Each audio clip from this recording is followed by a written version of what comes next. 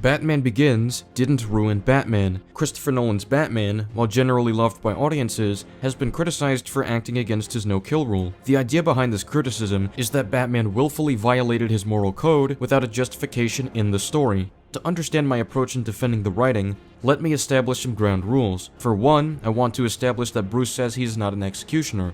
There's a world of difference between being an executioner and putting your opponent's life at risk in the heat of battle. While Batman tries to avoid killing, his means of self-defense or defending others can possibly lead to killing others. To give an example of this with other heroes, Spider-Man choosing to defend himself from Doc Ock by shocking him with electricity can be seen as a violation of his rule against killing, since this could possibly kill Otto if he's exposed to it for too long, but he didn't have a choice in the situation if he wanted to survive to save the city. So even if this happened to kill Otto by chance, this wouldn't be out of character for Spider-Man to do, despite his rule against killing. In order for me to take off points for violating a no-kill rule, the hero would need to be more in control of these situations, and it would need to be an explicit contradiction of character. A good example of this is Daredevil throwing Bullseye off the building in Daredevil Born Again. I have a much longer discussion on that, but the important part for now is that Daredevil's hand wasn't forced to take this action. He had Bullseye in his grasp, and he had full control of the situation, which makes this different from the other example I just brought up. So I think a core element we'll need to account for in these kinds of discussions is how much choice someone has in the situation. Another element we'll need to account for is if there is any sensible motivation to kill, or if it's an explicit contradiction. In Spider-Man No Way Home, Peter Parker tries to kill the Green Goblin despite having a rule against killing his villains, but his motivation was justified by the fact that Green Goblin decided to kill Aunt May in spite of his efforts to try giving him another chance and to reform him. This is meant to be out of the ordinary for Peter Parker, since this was the first time Peter has ever experienced a situation of this gravity, and there is no established character progression in previous content that would have prevented him from making this decision,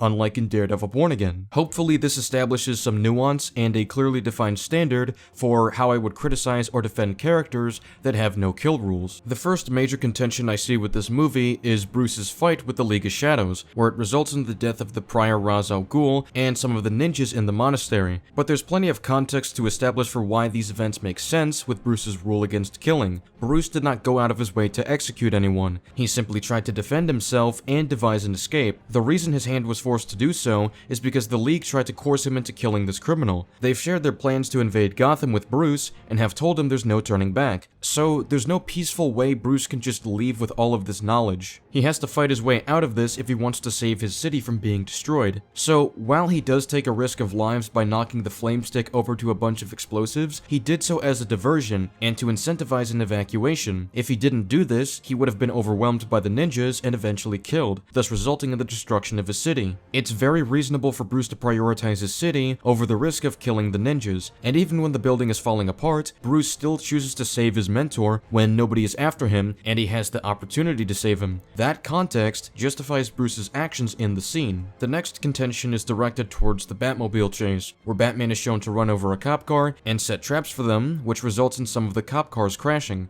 all of which could risk the death of those cops. This one is talked about less as a criticism, likely because this movie does more to explain this to the audience. I didn't have time to observe the rules of the road, Alfred. It's Rachel, Alfred. She was dying. The idea the movie is presenting is that Batman acted more recklessly because he was desperate to save Rachel, his childhood best friend. Because a manhunt against Batman was established, Batman felt it was more necessary to be destructive to the cop cars to ensure his escape. He wasn't intending to kill them, but he was willing to take the risk to get Rachel to the Batcave as fast as possible. And sure, you can say this is a selfish motivation for Bruce, but that's the point that Alfred makes to Bruce here. This is a deliberately written character flaw for Bruce, and nothing established earlier in the movie contradicts this. Miracle, no one was killed. What you're doing has to be beyond that.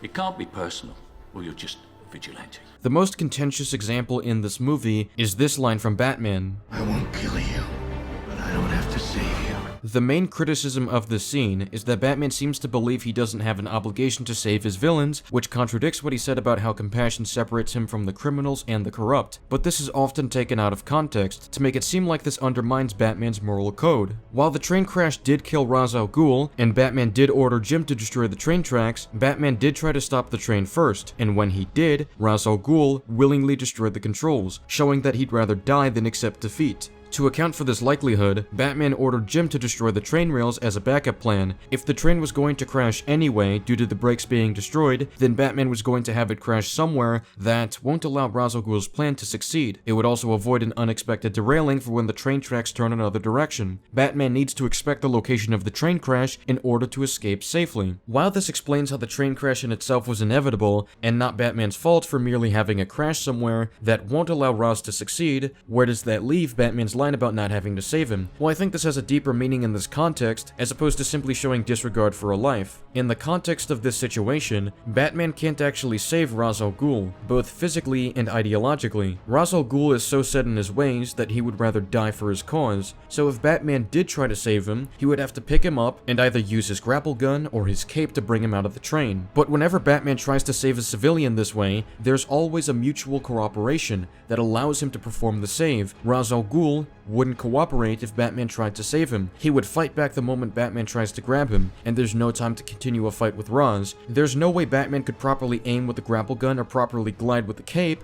if Ra's is constantly resisting. If Batman did try to bring Ra's al Ghul out of there, Ra's would just drag out the fight and make sure Batman crashes with him. Leaving him there knowing he'd never cooperate is a matter of self-preservation, not execution. Realistically, there's nothing Batman could have done that would have saved Ra's al Ghul, which is entirely because Ra's al Ghul refuses to accept defeat and to be saved by Batman. And when Batman says, "I don't have to save you," he doesn't just mean physically saving him, but also saving him from his ideology. I hope this clears up many contentions people have with this movie's depiction of Batman. I think this movie does a great job abiding by his moral code, while also giving it the proper challenge it needs in order for it to generate interesting conflict. Let me know what you think in the comments, be sure to subscribe if you enjoyed the video. I'll see you all later.